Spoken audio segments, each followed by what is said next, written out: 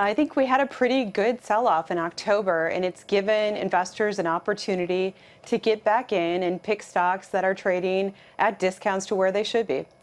Are you not a believer, Liz? I'd have to disagree a little bit with that. I don't think that we trust these short-term rallies. I think the market is in transition, and it's trying to get used to a whole new set of expectations for next year: slower earnings growth, lower GDP growth, less certain Fed, higher input costs. I think this is going to take a little while to work out. That implies multiples have to come down.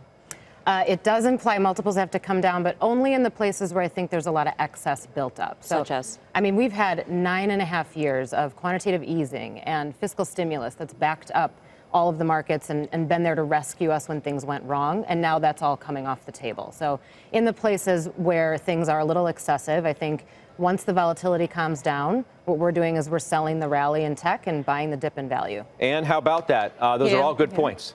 I don't disagree with some of the things that Liz is saying. The last time I was on the show, actually October 2nd, I believe it was, one of the things that I talked about was the gap in the valuation differences between growth and value and how wide that had gotten.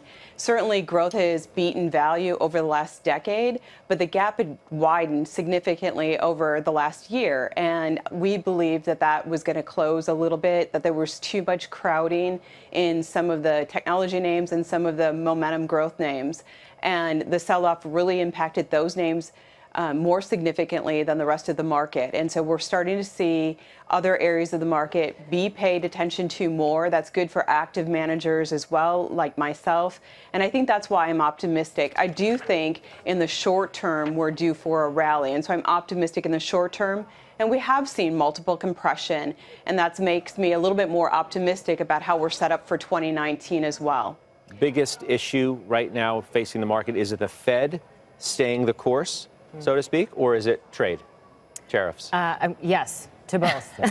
I should have given you a C, all of the above. And what the market wants to see from the Fed is some indication that they're going to be flexible and that they're going to watch the market and not just economic data.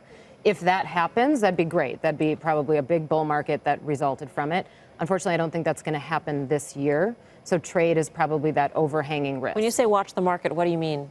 I mean, if they continue to raise rates, so we all know that economic data is telling them to raise rates, right? Unemployment's telling them that, inflation is going to tell them that.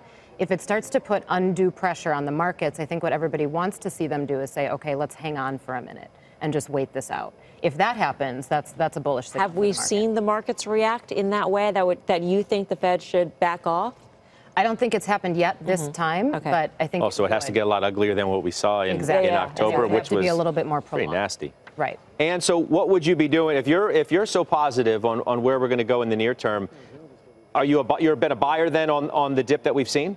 I am. I do like certain areas of the market that have been ignored, even in this latest 3-day rally that we've had. Some of the names in the energy space I do like. So Concho is a good example of a name in the energy space. It's always been a well-respected player in the Permian Basin, but since the acquisition of RSP, they now can enhance returns to shareholders through free cash flow and generate better returns. And so I think that is a name that's trading at a discount to where it should be and is set up well to perform for the next 12 months. And a name that really is on the growth side that I think has been overly corrected in this, kind of growth momentum decline is Google. And it's a name that is trading at less than 13 times adjusted cash flow as we go out to 19. And for its collection of assets and its dominance in mobile, we think that's just too cheap for a company such as Google. Yeah, it's a name on a lot of shopping lists I've heard of, that's for sure.